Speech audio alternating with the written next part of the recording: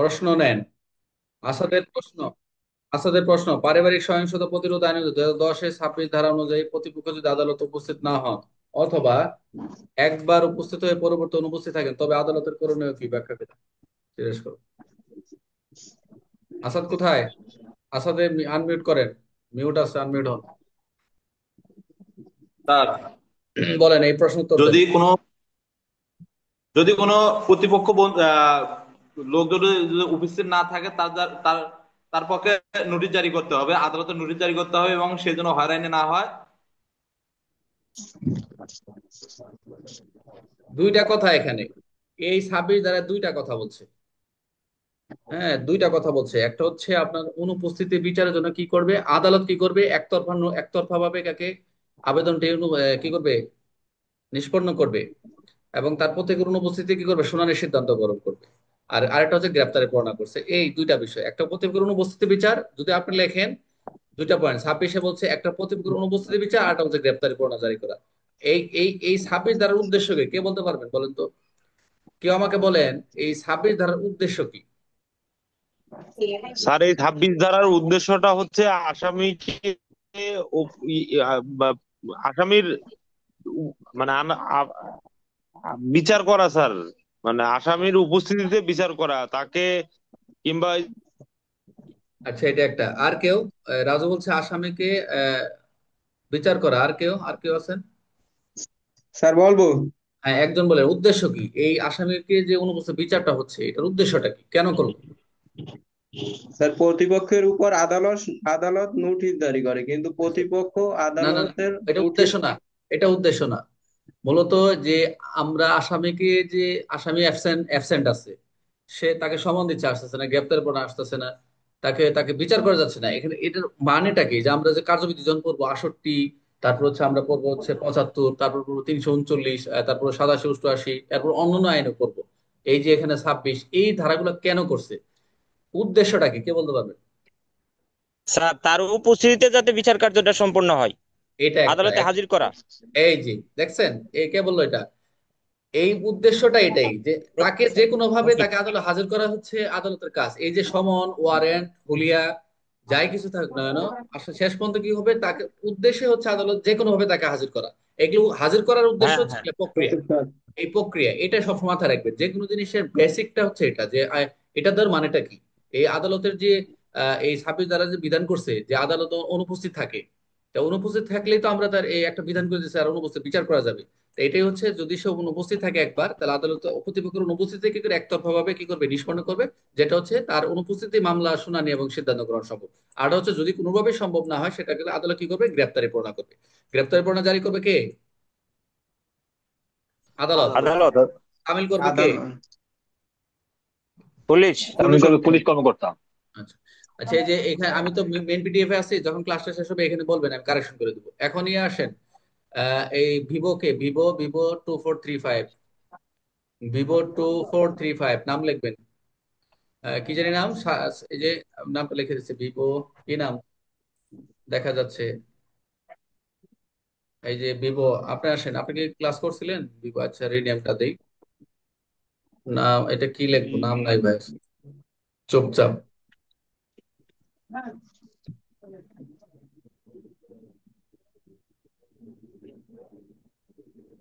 এই যে লিখে দিছি, চুপচাপ বসে আছে। নাম কি দেখা যাচ্ছে? উনি তো দেখেই নাই যে ওনার নাম, চুপচাপ বসে আছে। আচ্ছা, শাহরুল বলেন। শাহরুল কাজের নাম। বলেন, আপনি বলেন যে সুরক্ষা আদেশ লঙ্ঘনের শাস্তি, এই যেটা দেন, সুরক্ষা আদেশ লঙ্ঘনের ক্ষেত্রে প্রথমবার এবং অপরাধ পুনরাবৃত্তির জন্য প্রতিপক্ষের কি ধরনের শাস্তির বিধান রয়েছে? শাহরুল। শাহরুল, সুরক্ষা আদেশ লঙ্ঘনের প্রথমবার এবং দ্বিতীয়বার প্রতিপক্ষ কি ধরনের শাস্তির বিধান রয়েছে? শাহরুল বলতেছে না। রোমানা, আমি বলবো পারভীন। স্যার, আমি হ্যাঁ, বলবো। আচ্ছা বলেন। আহ, সুরক্ষা আদেশ অমান্যের জন্য প্রথমবারের জন্য 6 মাসের কারাদণ্ড এবং 10,000 টাকা জরিমানা। হুম। একই অপরাধ যদি পুনরায় করে, তাহলে আহ, 2 বছর দুই সশ্রম দুই কারাদণ্ড, বছর 1 লক্ষ টাকা জরিমানা। 2 2 বছর বছর কারাদণ্ড, 1 লক্ষ টাকা কারাদণ্ড জরিমানা। করে। আচ্ছা। ঠিক হয়েছে স্যার, আমি না দেখেই কিন্তু বলছি স্যার। হ্যাঁ ঠিক আছে, সুন্দর হয়েছে। আচ্ছা ঠিক আছে, তারপরে আরে আসেন এই স্যামসাং কে, স্যামসাং নাম না লেখাতে তো সময়। শাকিল, শাকিল কোথায় শাকিল? শাকিল ভাই কোথায় শাকিল ভাই? আচ্ছা শাকিল পরে আসেন। আসাদ আসেন, আসাদ আসাদ স্যার আসাদ। স্যার আমি আসাদ আমি আসেন স্যার ওই আসাদ। যে হ্যাঁ হ্যাঁ। বলেন স্যার।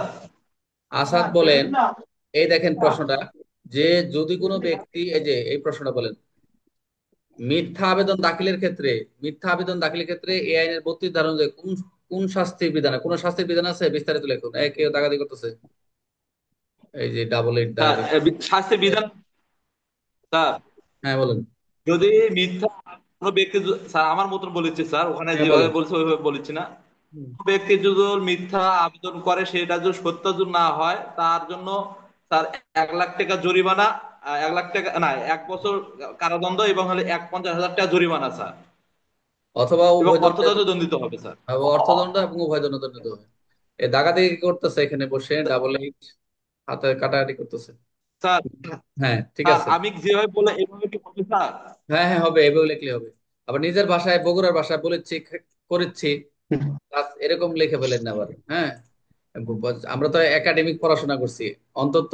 আমরা ইনশাল্লাহ এখানে যারা আছি ম্যাক্সিমাম হচ্ছে ডিগ্রি, অনার্স মাস্টার শেষ করে, অন্তত ভাষাগত দিকটা ঠিক থাকে যাতে। এই যে আমি যার কাছে হাতে খড়ি, যদিও আমার বাড়ি শেরপুর ময়মনসিংহ, আমার বৃহত্তর ময়মনসিংহ হলো, আমার ময়মনসিংহের যে কিছু আঞ্চলিকতা, ময়মনসিংহ আমার শেরপুরে কিছু আঞ্চলিকতা আছে। আমি ছোটবেলা থেকেই আমার ওই আঞ্চলিক না থাকলেও মানে এটা এখন দূর হয়ে গেছে, হয়তো বাবা মা আসলে সেগুলা রয়ে গেছে, যে এখন পরিবার থাকলে বা ছেলে মেয়েদের সাথে সেভাবে আঞ্চলিক কথা বলি।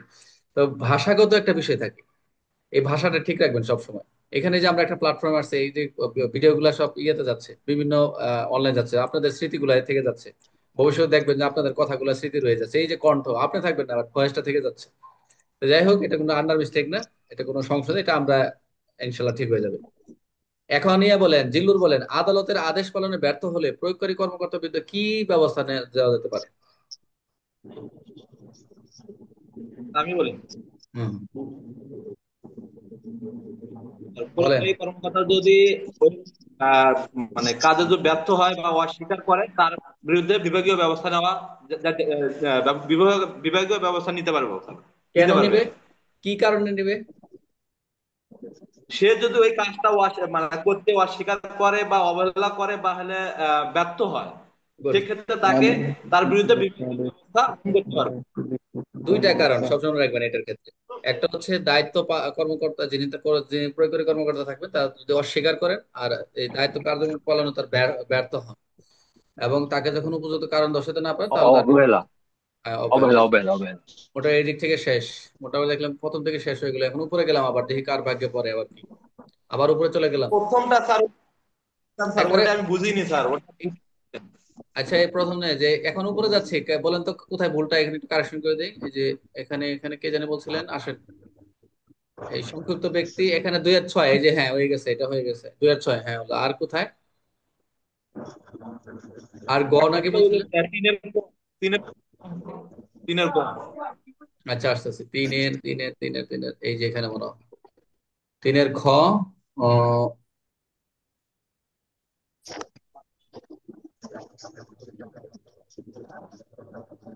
এই বিজ্ঞাপন, এই যে বিজ্ঞাপন, এই যে তিনের এখানে স্যার গই এই আছে, এখানে ধারাগুলো গই বলছে আছে তো, স্যার। এখানে গই তো আছে। স্যার এই ধারাগুলো কি গোয়া, স্যার উপধারা বলা, উপধারা বলতে হবে তো নাকি? এর লেখা এই উপধারা, যে স্যার উপরে দেখা কোনো কিছু যায় লেখা দরকার নেই, উপধারা লেখা প্রশ্নটা বলছে করছেন, না। উপধারা ঠিক লেখা দরকার হইতো। নেই। স্যার টাইম প্রশ্নটা কিল। যেটা স্যার, স্যার হুম, এই যে হ্যাঁ প্রশ্নটা যে দেখেন 2010 এর তিনের খ, যৌন নির্যাতন এটা দরকার নেই, বলতে কি প্রশ্নটা হবে এরকম। বুঝছেন? এটা প্রশ্নটা হবে এরকম, প্রশ্নটা হবে অনুযায়ী, এই যে 10 অনুযায়ী, এখন ধারা দিয়ে তো হবে, পরীক্ষা হলে কি ধারা দিয়ে প্রশ্ন আসে কোনোদিন? অনুযায়ী জনের বলতে কি বোঝায়, না এটা স্যার, লক্ষ্য করুন। এটা খেয়াল রাখবেন, এইটুকুটা কি সঠিক ভুলগুলো স্যার। ধরবেন। যথেষ্ট ভুল ধরবেন আমার কাছে, কারণ আমি একা লাইভ করতেছি, কম্পিউটার একজন নিয়োগ দিচ্ছি। চেষ্টা করবেন ভালো করে পড়ার জন্য, বারবার রিপিট করতেছি, আপনারা হচ্ছে আমার এই মুখ্য ভূমিকা পালন করবেন আপনার এই বই লেখার ক্ষেত্রে এবং আপনার কারেকশনের ক্ষেত্রে। আমি দরকার পড়ে এই বছর বের করবো না, কিন্তু পিডিএফ শিট সব দিয়ে দিব আপনাদের, ফুল ফুল। একটু কষ্ট হবে আপনাদের হয়তো, বই কিনতে লাগতো 500 টাকা, আপনার 500 টাকা মিলে আপনারা শিট গুলা বের করে নেবেন, নিয়ে পড়াশোনা করবেন। পাশাপাশি যে যে যে যা গাইড পড়ছেন আগে থেকে একটু রিভিশন দেবেন, কোনো সমস্যা নেই। আমার কাছে যারা পড়ে গাইড পড়া লাগে না, এক কথায়। আমার কাছে যারা পড়াশোনা করে গাইডের প্রয়োজনই হয় না, দেখবেন আপনারা নিজে বিরক্ত করবেন, দূর কি লেখছে গাইডে। কারণ হচ্ছে আপনাদের মূল পর্বে যাইনি এখনো, আগে যখন আপনাদেরকে চলাফেরা করানো নিচ্ছি, মূল পর্বে যখন যাব দেখবেন স্যার মোটা। আমি হ্যাঁ। এই যে শীত ভাই আপনার হ্যাঁ। আচ্ছা, ছোট ছোট প্রশ্নগুলো ধরে আসি। জিল্লু ভাইকে ধরি সবগুলো, দেখি জিল্লু ভাইয়ের ভয়েসটা। এই রাজু মনে আছে না? রাজু তো একটু মনটা ভালো না। ঠিক আছে, আপনি থাকেন, রাজু তারপর ক্লাসে আসছে। এই দেখেন, এই যে এই প্রশ্নটা 3-এর ক যেটা, এখানে উত্তর যেটা 3-এর ক মোতাবেক, এখানে কিন্তু এভাবে শুরু করবেন, পরীক্ষা হলে এভাবে শুরু করবেন। দেখেন, এভাবে শুরু করলে আপনি এখানে যদি এভাবে শুরু করে দেন, এই যে মোতাবেক শুরুতেই, তাহলে কিন্তু উত্তর এখানেই শেষ। আর যদি টাইম না পান তাহলে নিচে লেখা দরকার না, যদি টাইম থাকে নিচেও লিখবেন, তাহলে সুন্দর হলে একদম পারফেক্ট।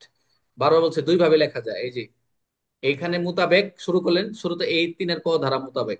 এখানে অনেকে বলতে উপধারা, ক উপধারা অনুচ্ছেদ, এগুলো কোনো ধারা মোতাবেক লিখবেন, কোনো সময় মার কাটবে না আপনার, এটা কোনো আহামরি কিছু না, ভুল ভাল এরকম এত কোনো কিছু না, পরীক্ষা মার্ক পেয়ে যাবে।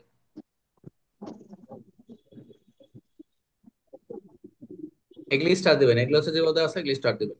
আচ্ছা, আরেকটা কি, এগুলো তো সঙ্গগুলো পারবেন। আর এখানে কি যেন প্রশ্ন ছিল, একটু এটা একটু ধরে নিই। জিল্লুর আসেন তো, জিল্লু ভাই, জিল্লু ভাই আসেন।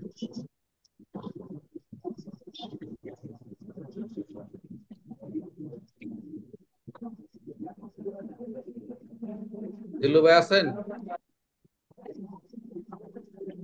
কালকে কি আপনাদের শুধু পারিবারিক সহিংসতার প্রশ্ন না?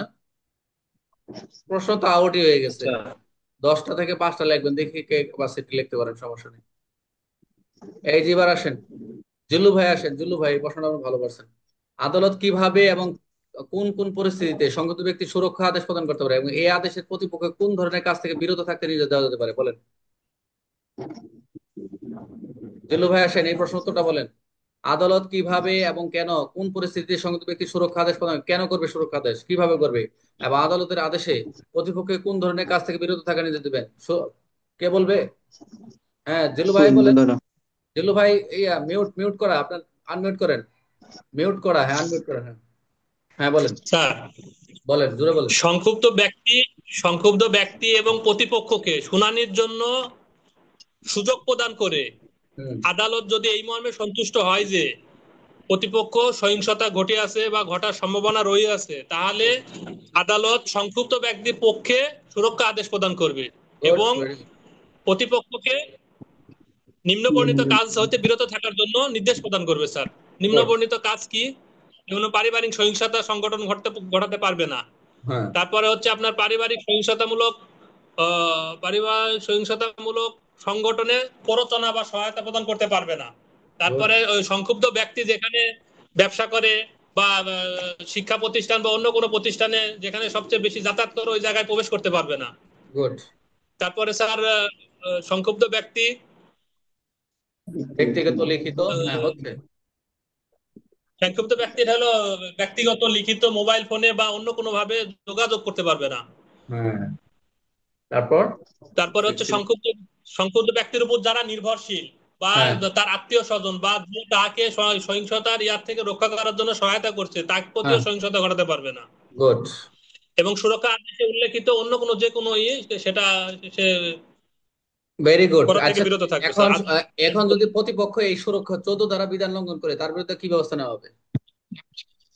তার বিরুদ্ধে 30 ধারা, স্যার 30 ধারা লঙ্ঘন করার জন্য 30 ধারা শাস্তি দিবে স্যার, গুড, সুন্দর। সুরক্ষা আদেশ আরে, লঙ্ঘন করার জন্য। গুড, সুন্দর বলছেন। এই আসেন, এই আলম আসেন, আলম। আলম কোথায়? আলম কই গেল, তো ভাগলো নাকি? আলম, আলম কোথায়? আলম অবি, স্যার, আপনি স্যার আসেন। স্যার আছি স্যার।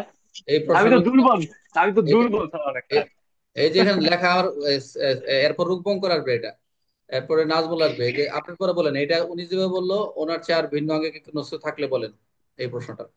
আচ্ছা, ওটা থাক, আপনার ওটা থাক, আপনার ওই প্রশ্ন থাক, আপনি বলেন সহস্টাধারী। 23 ধারা অনুযায়ী কোন কোন পরিস্থিতিতে রুদ্র রুদ্রধারক ট্রাইলিং ক্যামেরা বিচার করে পরিচালনা নিয়ে যেতে পারবে, এই প্রশ্নটা আসবে। একটু একটু দাঁড়ান, এটা একটু দেখে দিই, এটা একটু প্রশ্নটা কারেকশন করে দিই আপনারা। এটা হচ্ছে আপনারা ধরতে পারেন নাই। এটা হচ্ছে প্রশ্ন, হচ্ছে প্রশ্নটা থাকবে এরকম যে পারিবারিক সহিংসতা অনুযায়ী, হ্যাঁ পারিবারিক সহিংসতা দিতে হয়, পারিবারিক সহিংসতা অনুযায়ী কোন পরিস্থিতির উদ্যোগ, আইনটা উল্লেখ করে দিবে। যে যে এভাবে সেটাই থাক, আমি বইয়ে দিয়ে দিবো কারেকশন করে। আচ্ছা বলেন, এটা বলেন। এই রৌদ্রধার কক্ষ ট্রায়ালিং ক্যামেরা কার্যক্রম পরিচালনার নির্দেশ কে দিতে পারে, ব্যাখ্যা করুন। এটা তো দিতে পারে স্যার, এটা পারিবারিক সুরক্ষা আইনের 23 ধারায় স্যার, এটা দিতে পারে হইলো কয়টা ক্ষেত্রে আদালত দিবে স্যার। সুরক্ষা? এই যে এই পরিস্থিতি রৌদ্রধার যে ট্রায়ালিং ক্যামেরা কয়টা ক্ষেত্রে দিবে, কয়টা ক্ষেত্রে? স্যার দুইটা ক্ষেত্রে স্যার। কি কি? স্যার এগুলো মামলার সব পক্ষ যদি মানে দুই দুই দুই পক্ষ যদি মতামত দেয় একটা, আর হলো আদালতে নিজস্ব বিবেচনায় স্যার। এটা একটা হচ্ছে দুই পক্ষের সম্মতি, মনে রাখবে ইজি ভাবে, এত হার্ডলি নেবেন না। এক হচ্ছে দুই পক্ষের হ্যাঁ স্যার। সম্মতি, আর হচ্ছে আদালতের স্যার স্যার বিবেচনা করলে নিজস্ব মত হয়। এটা এই ক্ষেত্রে হলেই তখন ট্রায়াল এন্ড ক্যামেরা ব্যবস্থা। উদ্দেশ্য স্যার কি? এই যে ট্রায়াল এন্ড ক্যামেরা যে আমরা স্যার জানি, স্যার এটার উদ্দেশ্যটা কি, কেন করে, উদ্দেশ্যটা কি? এটা কিন্তু এই যে একটা ট্রায়াল এন্ড ক্যামেরা বলে উদ্দেশ্যটা যে স্যার। সবাই ট্রায়াল এন্ড ক্যামেরা হয়ে যাবে, এই জন্য বলছে উদ্দেশ্যটা কি। স্যার স্যার ওই যে এটা উদ্দেশ্য হচ্ছে স্যার সংশ্লিষ্ট ব্যক্তি এবং ইয়ার স্যার ওই যে নিরপেক্ষতা বজায় রাখার জন্য স্যার। বুঝি একটা নাই, উদ্দেশ্য স্যার। বুঝি নাই। গোপনীয় গোপনীয় ও নিরপেক্ষতা বজায়ের জন্য স্যার। নিরপেক্ষতা কি, এটার উদ্দেশ্য তিনটা, সবাই খেয়াল রাখবেন, সব আইনের। এটা তো অন্য নাই, এই বইয়েতে বই লেখা নাই। আপনাদেরকে এই যে ট্রায়াল এন্ড ক্যামেরা অনেকে বুঝেই না, স্যার বইয়ে যেভাবে লেখছে ওই দুটা পয়েন্টে বোঝা না, তেইশ দ্বারা বা মুখস্থ করে যায়। কিন্তু কথা হচ্ছে এটার আসলে কাজটা কি, উদ্দেশ্য হচ্ছে এই যে সংখ্যালঘু ব্যক্তির গোপনীয়তা একটা বিষয়, প্রাইভেসি কিছু থাকে, এবং সিকিউরিটি, প্রাইভেসি এন্ড সিকিউরিটি। প্রথম জি স্যার। হচ্ছে আপনারা বাংলাতে মনে ইংলিশ ভালো বোঝেন, সংযুক্ত ব্যক্তির প্রাইভেসি থাকে সবার, এবং নিরাপত্তা, এই সিকিউর বিষয়, সিকিউরিটি, গোপনীয়তা, নিরাপত্তা রক্ষা করা, এটা একটা ক্রিমিনাল ট্রায়ালের বিষয়। আর হচ্ছে সংবেদনশীল তথ্য প্রকাশ থেকে বিরত থাকা। যে কিছু কিছু তথ্য আছে নারী শিশুর বিষয়গুলো, যেমন নারী শিশু নির্যাতন পর্ব 14 ধারা, যে নারী শিশুর নির্যাতনে তাদের পত্রিকায় প্রকাশ করা যাবে না। প্রকাশ করা যাবে এমন ভাবে যেটা হচ্ছে, যেটা নির্দেশনা যেভাবে দেওয়া আছে। এটা বলছে সংবেদনশীল তথ্য প্রকাশ থেকে বিরত থাকতে হবে, এটা কেন। আরেকটা হচ্ছে মামলার যে ন্যায় যে কার্যকর, মামলার এটা ন্যায়, ন্যায় ন্যায় হবে, ন্যায়, বাংলার ন্যায় ও কার্যকর বিচার নিশ্চিত করে, মানে মামলার বিচারেতে কি হয়, ন্যায়ের দিক থেকে কার্যকর করে বিচারে নিশ্চয়তা প্রদান করা হয়। এই হলো তিনটা উদ্দেশ্যের camera trial, trial and camera যেটা।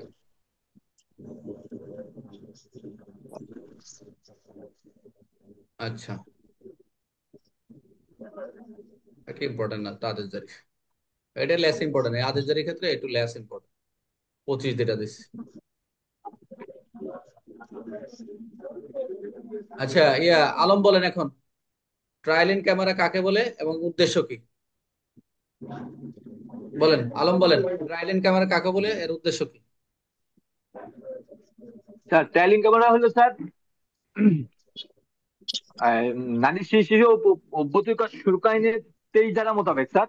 হ্যাঁ, এটার এয়া হলো স্যার এটা হলো ট্রায়ালিং হলো স্যার সংক্ষিপ্ত ব্যক্তির আহ, গোপনীয়তা এবং তার সংবেদনশীল মানে তার যে ইয়াটা যে এটা যে গোপন থাকে স্যার, এই জন্য তা আমার এটা বলেন, এত কিছু এই বুঝি জন্য না আপনি। আদালত থেকে। আচ্ছা, আপনি এটা বলেন, এত আগে জিনিসটা বুঝেন, এই যে ট্রায়াল এন্ড ক্যামেরাটা, এটা কি এটা কি আদালতের কক্ষ হয় নাকি আলাদা কোনো কক্ষ হয়? রুদ্রতার কক্ষে স্যার, আদালতের রুদ্রতার পক্ষে হয় কক্ষে। স্যার। এটা এমনি যে নর্মালি যে সাধারণ কক্ষগুলো আছে, এটা একটা ওই কক্ষই, কিন্তু ওটা জি তার আলাদা চেম্বার নাই। বাট এই সাধারণ কক্ষ না করে এটাকে করছে রুদ্রদ্বার কক্ষে। তা রুদ্রদ্বার কক্ষ হলে আমরা যখন শিশু আইন স্যার। পড়বো, আমরা এই যে নেক্সট উইকে যখন পড়বো, দেখবেন এই ট্রায়াল এন্ড ক্যামেরা এখানে এই উদ্দেশ্যগুলো এগুলাই। কিন্তু সেটা হচ্ছে মনে হচ্ছে যে সবাই উপস্থিত থাকতে পারবে না ওখানে, কারণ হচ্ছে ওখানে সাংবাদিকরা রাখবে না। এখানে স্যার এলাও স্যার করার মতো কিছু কিছু ওই থাকবে, স্যার। কন্ডিশন থাকবে। যখন ক্যামেরা ট্রায়াল এন্ড ক্যামেরা করবে তখন কিছু কিছু বিষয় চলে আসবে, এবং শুধু বলবে যে আপনাদের বিচার কি ট্রায়াল এন্ড ক্যামেরায় করবো কিনা। যখন ট্রায়াল এন্ড ক্যামেরায় যাবে তখন কিন্তু বলবে যে দুই পক্ষ, হ্যাঁ আমরা করেন, আমাদের অনেক গোপনীয়তা বিষয় আছে, আমাদের নিরাপত্তা বিষয় আছে। তখন এই ক্ষেত্রে তারা ওদের সম্মতি নিবে, নিয়ে তখন ট্রায়াল এন্ড ক্যামেরা করবে। আর এটা আদালতের, এটা কিন্তু আদালতের বিষয়। রুদ্রতার কক্ষ স্যার। হ্যাঁ, আদালতের বিষয়, বারবার বলছি, এটা আদালতের আদালতের বিষয় নিজস্ব স্যার। বিবেচনা, এটা সবসময় আদালতের নিজস্ব বিবেচনা। এই কারণেই, কারণ হচ্ছে যে মামলার প্রকৃতি, মামলার যে সংবেদনশীলতা, নিরাপত্তা জনিত কারণে এই যদি সাধারণ কক্ষে বিচার হলে সংগত ব্যক্তি দ্বারা কি হয়, কোনো পক্ষে স্বার্থ ক্ষতিগ্রস্ত হতে পারে যে কোনো সময়, তখন রুদ্রতার কক্ষে বিচার কারণ প্রয়োগ করা হয়। আপনারা দুইটা পয়েন্ট মনে রাখবেন, এখানে এই ডেসক্রিপশন আপনার লেখা দরকার নাই। লিখবেন পক্ষগুলোর সম্মতি থাকলে আর আদালত নিজস্ব বিবেচনা উপযুক্ত মনে হলেই ট্রায়াল ইন ক্যামেরা আদালত কার্যক্রম পরিচালনা নিতে দিতে পারে, এবং উদ্দেশ্য এই তিনটা। এখন বলেন কি বুঝছেন? স্যার আরেকবার বলেন স্যার, রিপিট স্যার। রিপিট দিচ্ছি, আগে ওই আলমটা ধরে নেই, কারণ আলম এই এখনো বুঝে নাই, দেখি আলম আসুক তারপর আমি বলতেছি। স্যার এক আইনে শেষ করেন, এক আইনে ট্রায়াল এন্ড ক্যামেরা শেষ করেন, বাকি সব আইন একই, খালি ধারাটা চেঞ্জ হবে। ভালো করে বুঝেন, কথা বলছেন, এই জন্য বারবার একই জিনিস পড়াই যাব, স্যার বুঝিনি খালি ধারা মুখস্থ হয়েছে। ধারা কি মুখস্থ স্যার হয়েছে জানেন? এই যে স্যার 23, দুই স্যার আর বলেন। তিন ভাই, কি 2 আর 3 কত হয়? 2 আর 3 5, বুঝছেন? 2 আর 3 বলে 5 হয়। আর এক আর এক কত? একজন 11, এক এক 11 হয়, এক এক এক 2 হয়। তা আপনাদের 10 হবে এরকম। এই যে 2 আর 3ই মুখস্থ হবে, এরপরে কি আছে এগুলো কিছু জানা নেই। বলেন আলম, বলেন স্যার স্যার, বলেন। ওই যে ক্যামেরা ট্রায়ালের কথাটা যেটা বললেন স্যার, এখানে কি ওই যে সংক্ষুব্ধ ব্যক্তির মতামতের কি প্রয়োজন আছে না স্যার এখানে নাকি? হ্যাঁ, যদি মামলা সব মানে পক্ষ পর্যন্ত ব্যক্তির সম্মতি হয়, হ্যাঁ হ্যাঁ, অবশ্যই অবশ্যই। দুই জি জি। পক্ষেরই সম্মতি থাকতে হ্যাঁ, হবে। দুই পক্ষেরই দুই সম্মত থাকতে হবে, এটা বললামই তো। আগে এই যে ইয়ে আসো, এই আলম বলো। আলম বলেন তো, এখন আপনি বলবেন ট্রায়ালিং ক্যামেরা কাকে বলে, এবার বলেন দেখি কেমন বলে।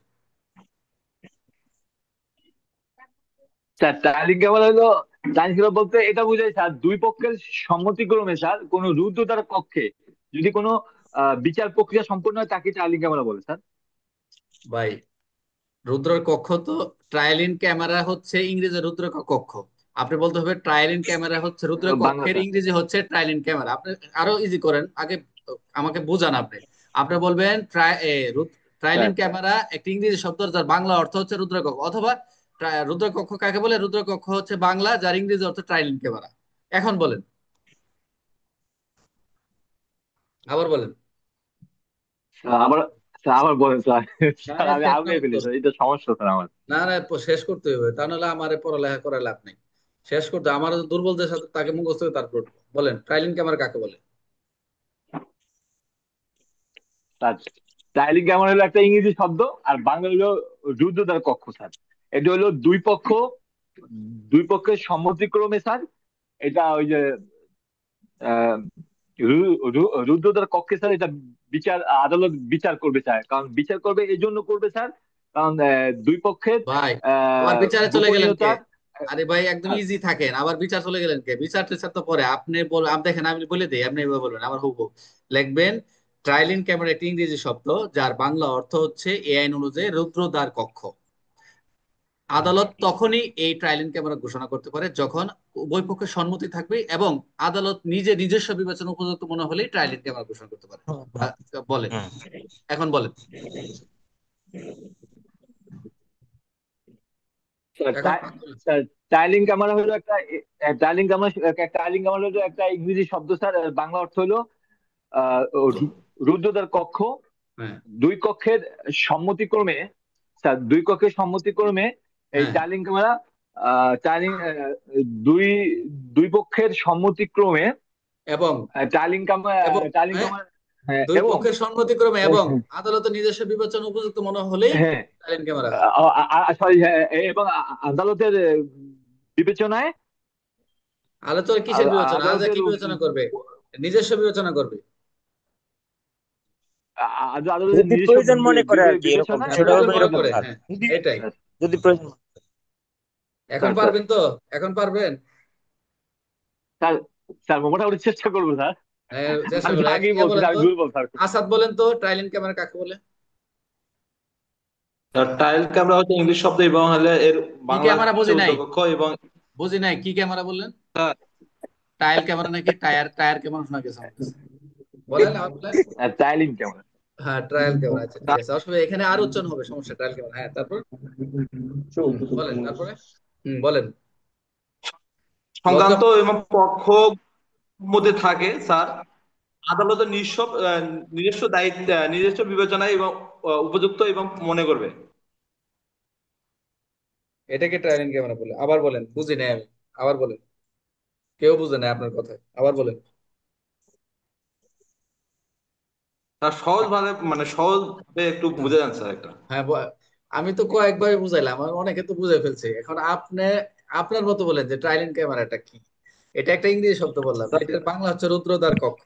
তো রুদ্রদ্বার কক্ষ কোথায় অনুষ্ঠিত হয়? প্রথম হচ্ছে আদালতের কথা, কে নির্দেশ দেবে? আদালতের নির্দেশ হবে। এই কার্যক্রম কে করবে? আদালত করবে। নির্দেশ দেবে কি? আদালত। বারবার তো একই কথা বারবার ঘুরে দুইটা ক্ষেত্রে, একটা হচ্ছে আদালত উভয় পক্ষে সম্মতি থাকলে, এবং আদালত নিজস্ব যদি প্রয়োজন মনে করেন, উপযুক্ত মনে করেন, সেই ক্ষেত্রে ট্রায়াল ক্যামেরা কার্যক্রম পরিচালনা নিতে দিতে পারে। শেষ, এইটুকু উত্তর। উদ্দেশ্য 2-3টা দিতে পারেন। পরীক্ষা যদি এগুলো আসে ফলে যায় তো কমল কামড়াবেন। যেমন পরীক্ষা প্রশ্ন আসছিল, আসামি কি কি অধিকার ভোগ করবে? একজন নাশকতার মামলা আসামি কি কি অধিকার ভোগ করতে হবে? আরে, এটা তো প্রশ্ন অনেকে লিখতে পারতেছে না। একজন নাশকতা মামলা আসামির কি কি অধিকার রয়েছে? তাকে মারধর করা যাবে না, তাকে নির্যাতন করা যাবে না, তাকে হচ্ছে তাকে সংবিধান 33। সংবেদনশীল আচরণ করতে হবে, তাকে হচ্ছে ইন্টারোগেশনের ক্ষেত্রে যে বিষয়গুলো রয়েছে মাথায় তাৎক্ষণিক আনতে হবে। একটু বেশি জানা থাকলে লেখা যায়, আর যখন এক লাইন পড়ে যাবেন, অনেকে আছে ট্রায়াল এন্ড ক্যামেরা রুদ্র এই আসেন, নাজমুল আসেন তো, নাজমুল আসেন, নাজমুল আসেন, দেখে আপনি বলেন তো, নতুন ছাত্র, আপনি বলেন যে এটা কি বুঝায় মিউট হন। আপনি তো মনে হচ্ছে সারা রাত ঘুমান নাই, একটু মিউট হন, আপনি আনমিউট হন, বলেন যে এটা কাকে বলে, সবারই নিব, একটু আনমিউট হন, হ্যাঁ বলেন, স্যার আপনি বলেন ট্যালিং তো। ক্যামেরা স্যার একটা, স্যার এটাই বলবো স্যার, ট্যালিং ক্যামেরাটা স্যার, হ্যাঁ বলেন। ট্যালিং ক্যামেরাটা একটা ইংলিশ শব্দ, হুম। এর বাংলা অর্থ রুদ্রকক্ষ। কোন আইনের ইংরেজি শব্দ? এটা তো অনেক দুই আইনে আছে, পক্ষ, এই আইনে, এটা হচ্ছে বলতে হবে কোন আইনের ইংরেজি শব্দ। আপনি তো এই টাইলেন্ট ক্যামেরা তো অন্য আইনে আছে, বলতে হবে যে যে পরিবার, যেটা হচ্ছে পারিবারিক সহিংসতা প্রতিরোধ পারিবারিক, সুরক্ষা আইনে 2023-এর বলতে হবে। হ্যাঁ। সেটা নিশ্চয়ই বলতে হবে স্যার। হুম। পারিবারিক সহিংসতা আইনে স্যার, হুম। দুই পক্ষ সম্মতি ও আদালতের নিজস্ব বিবেচনা করলে তাকে ট্যালিং ক্যামেরা নির্দেশ দিতে পারেন। আচ্ছা ঠিক আছে, মোটামুটি বেসিকটা বুঝছি। আরেকজন আছেন তো, তা মোটামুটি হয়েছে। জিলুর ভাই বলেন তো এখন, যে ট্রাইলেন্ট ক্যামেরাটা কি? আচ্ছা, হ্যাঁ বলে জিল্লুর দিন তো। ভাইয়ের আগে আমি একটু বলি স্যার। হ্যাঁ বলেন। স্যার, আপনি সবার লাস্টে, আপনারটা সবার লাস্টে শুনবো, আমি তো ধরে রাখছি আপনার। এই এবার আচ্ছা জিলুর করে বলে, রূপম করে, হ্যাঁ, জিলু ভাই বলেন। স্যার, ট্রায়াল ইন ক্যামেরা হচ্ছে স্যার পারিবারিক সহিংসতা আইন 2010 এর 23 ধারা মোতাবেক ট্রায়ালিং ক্যামেরা বলতে বোঝায় সংক্ষুব্ধ ব্যক্তি এবং প্রতিপক্ষের উভয় সম্মতিক্রমে এবং আদালতের নিজস্ব বিবেচনায় উপযুক্ত মনে করলে দুই পক্ষকে গোপনীয়তার শর্ত সাপেক্ষে যে রুদ্ধতার কক্ষে যে কার্যক্রম পরিচালনা করা হয় তাকে ট্রায়ালিং ক্যামেরা বলে স্যার। 4.5 দিলাম 5-এর ভিতরে, দেখছেন? এইখান থেকে সে সংখ্যাটা কিন্তু এখান থেকে গুছাইছে, এখানে যা পড়ছে এখান থেকে গুছাই লিখছে, কত সুন্দর। রুদ্র অনেক কক্ষে ভালো বলছে স্যার। হয় এখান থেকে লিখছে, এই যে এখানে, এই বাইরে থেকে লেখেন, এখান থেকে ভিতর থেকে, এবং এই যে গোপনীয়তা রক্ষা, এই যে উদ্দেশ্য এবং উদ্দেশ্য অ্যাড করে দিছে, এক সংজ্ঞার ভিতর সব আছে, উদ্দেশ্যও আছে তার। হ্যাঁ, এখান থেকে সে এগুলি গোপনীয়তা রক্ষা, নিরাপত্তা রক্ষা, সংবিধান রক্ষা প্রকাশ করার জন্য যে কার্যক্রম পরিচালনা করা হয়, অথবা ন্যায় বিচার নিশ্চিত করার জন্য যে কার্যক্রম পরিচালনা করা হয়, সেটাই হচ্ছে ট্রায়াল ক্যামেরা। এটা হচ্ছে ক্যাপাসিটি থাকতে হবে, ইউ হ্যাভ টু, ক্যাপাসিটি থাকা লাগবে। পড়া ক্যাপাসিটি কি আপনার, নলেজ, এই যে নিচে পড়া থাকতে হবে। লাস্টে কি রূপঙ্কর বলো, উনি যা বলছে কপি করবে না, রূপঙ্কর বলো। স্যার পারিবারিক সহিংসতা প্রতিরোধ আইন 2010 এর অনুযায়ী ট্রায়াল এন্ড ক্যামেরা হইছে ইংরেজি শব্দ, এর বাংলা অর্থ রুদ্রতার কক্ষে বিচার, গুড। যেখানে স্যার সংশ্লিষ্ট পক্ষগণের একটা সম্মতি থাকতে হইবে, তাদের গোপনীয়তা, এরপর তাদের মানে গোপনীয়তা, নিরাপত্তা। তাদের মানে নিরাপত্তা কোথাও প্রকাশ করা যাইবে না, তাদের আদালতের বিবেচনায় উপযুক্ত মনে কইরা যে আদালতের উপযুক্ত বিবেচনা মনে করে তাদের গোপনীয়তা বা সংশ্লিষ্টতা প্রকাশ করা যাইবে, এটাই হচ্ছে স্যার রুদ্রতার কক্ষের বিচার। আচ্ছা যাক, অনেকটাই মোটামুটি ভালো বলছে, বলছে। তারপর লাস্টে গিয়ে আসেন, লাস্টে কি জানি বলতে পারতেন, স্যার, বলেন। রফিক স্যার। হ্যাঁ রফিক বলেন। স্যার, আমি বলছিলাম স্যার, পারিবারিক সুরক্ষা, প্রতিরোধ ও সুরক্ষা, পারিবারিক সহিংসতা প্রতিরোধ ও সুরক্ষা 2010-এর 23 ধারা মোতাবেক সংক্ষুব্ধ ব্যক্তি বা আবেদনকারী এবং প্রতিপক্ষ সম্মতিক্রমে কোনো একটি আহ, নিরাপদ কক্ষে গুড। এবং হ্যাঁ। আদালতের অনুমতিক্রমে, আদালত যদি প্রয়োজন মনে করে যে এই বিষয়গুলা অনেক সেনসিটিভ বিষয় অথবা স্পর্শকাতর বিষয়, সেক্ষেত্রে একটি নিরাপদ কক্ষে বা গোপনীয় কক্ষে তাদের সম্মতিক্রমে যে তাদের জিজ্ঞাসাবাদ বা শুনানি হতে পারে। যে কার্যক্রম পরিচালনা ট্রায়ালিং করা হয়, ক্যামেরাটাকে আমি, স্যার, যে কার্যক্রম পরিচালনা করা হয়।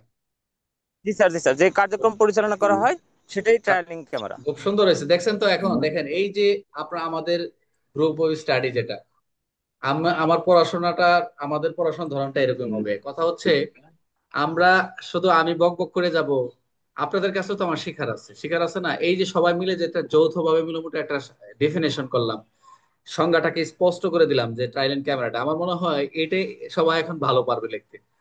যদি আলম এবং আসাদের একটু যদি কিছুটা একটু জড়তা আছে, সমস্যা নাই, বলতে চায়, তারা বলতে চায়। আচ্ছা, ক্লাসটার 8 মিনিট হবে, এরপরে শেষ হয়ে যাবে, ওটা বন্ধ হয়ে যেতে পারে, আগে একটু বিদায় নিলাম। তাহলে মোটামুটি এভাবে যদি আমরা প্রত্যেকটা প্রশ্ন আমরা ডিসকাস করি, প্রত্যেকটা আইন আমার মনে হয় যে আলাদাভাবে কোনো গাইড করার দরকার নাই। কারণ হচ্ছে আপনাদেরকে আরেকটা কথা বলি, কিছু কিছু প্রশ্ন রয়েছে রেসপন্সিবিলিটি, যেমন আপনি একটা কোথাও অস্ত্র পাইলেন, আপনি কি করণীয়, এটা তো আর কোনো বইয়ে বইয়ে লেখা নাই। আমরা যখন অস্ত্র আইন পাবো বা এই তারপর হচ্ছে কোনো একটা অপমৃত্যু সংবাদ পেলেন কি করবেন, অথবা আমল দমন তদন্ত হবে, এই যে কিছু কিছু প্রশ্নের ক্যাটাগরি, এগুলোর জন্য আমরা আলাদাভাবে স্পেসিফিক ভাবে আমার কাছে উপস্থাপন করা আছে, যেখানে একটা প্রশ্ন বললে 10টা প্রশ্ন উত্তর দিতে পারবেন, সেম একই, খালি সিচুয়েশনটা চেঞ্জ হবে, একটা দুইটা ধারা চেঞ্জ হবে। এটা মাথায় রাখবেন যে কোন ধারাটা কখন চেঞ্জ হবে, কথা সেট হবে। এটা যদি ধরতে পারেন, আমার বললাম তো আমার কোনো গাইড পড়া দরকার নেই। মোটামুটি যেভাবে দেখতেছেন কিছু কিছু উত্তরের সিস্টেম থাকবে একই, যেটা আপনাদের জন্য কাজে লাগবে, কারণ হচ্ছে আপনাদের কিন্তু একই ভাবে একদিকে সবাইকে নিয়ে যাচ্ছে, আর সবাই কিন্তু একই উত্তর করার চেষ্টা করবেন। তাহলে কি হবে, সবার মোটামুটি উদ্দেশ্যটা ঠিক থাকবে। এখন বিষয়টা হচ্ছে সবার এই যে ভাষাগত জ্ঞান তো সবার আলাদা, যখন লিখতে দিব সবাই যখন খাতা লিখবে তখন দেখবে যে আলাদা, এটাই স্বাভাবিক। কিন্তু এই যে আমরা সবার যে মনের যে ভাষাটা, এই যে আমরা আলোচনা করলাম, আশা করি মোটামুটি সবার ক্লিয়ার হয়েছে না এখন। জি স্যার। জি স্যার। সঠিক। এখন এই যে এআই, এটার শুধু যদি বইয়ের আমরা পড়ে যেতাম ট্রায়াল এন্ড ক্যামেরা কি, ওখানে কিন্তু 2 লাইনের উত্তর। আমি কি করতে, এটাকে একটু বড় করে দিছি, 2টা পয়েন্ট দিছি এবং উদ্দেশ্য দিছি। এখান থেকে আপনি নিয়ে একটা সংজ্ঞা করেন, কোনো দেখবেন গ্রেপ্তারের সংজ্ঞা কিন্তু আদৌ কোথাও নাই, আছে। এই গ্রেপ্তার সংজ্ঞা আদৌ কোথাও নাই বলতে কি কেউ বের করতে পারে না এই মতো গাইডে, কিন্তু আমি কিন্তু দেখেন এই যখন বই লিখতে যাই, এই যে এটা দেখেন, এটা আছে, দেখা যায়, ও আমরা তো দেখা যাচ্ছে, একটু বন্ধ করে দিচ্ছি কেন? আচ্ছা, এই যে বইটা দেখা যাচ্ছে, এইটা হচ্ছে এই 316, আপনারা একটু বের করে দেখবেন, পিআরবি। সবাই বলে গ্রেপ্তারের সংজ্ঞা নেই, আমি বলি গ্রেপ্তারের সংজ্ঞা আছে, যেটা 46-এ বলা আছে গ্রেপ্তার বাধা ও পদ্ধতি, 2টা কথা বলা রয়েছে, 46-এ 1, 2, 3। এটা অ্যাড করে দিয়ে ওখানে একটা বলছে 316-তে দেখবেন, see somebody author of the law, ওখানে একটা লেখা আছে সুন্দর একটা, গ্রেপ্তারে যে স্পষ্ট করে সংজ্ঞা দিয়ে দিচ্ছে যে এটা মানেটা কি। তো ওই সংজ্ঞাটা স্পষ্ট তুলে ধরছি। তো যারা বই পড়ে, বইয়ের ভিতরে থাকে, তারা খুঁটিনাটি কিন্তু পড়তে পড়তে অনেক কিছু জানা যায়, মোটামুটি জানা যায়। খালি ওই গাইড কেন্দ্রিক কি লেখছে ওটা, সংজ্ঞাটা কি জানি লেখে, নাগরিকের অধিকার হরণ করে পুলিশ হেফাজত বা ব্যক্তিগত হেফাজতে গ্রেপ্তার বলে, এটা জানা আছে উনি থাক।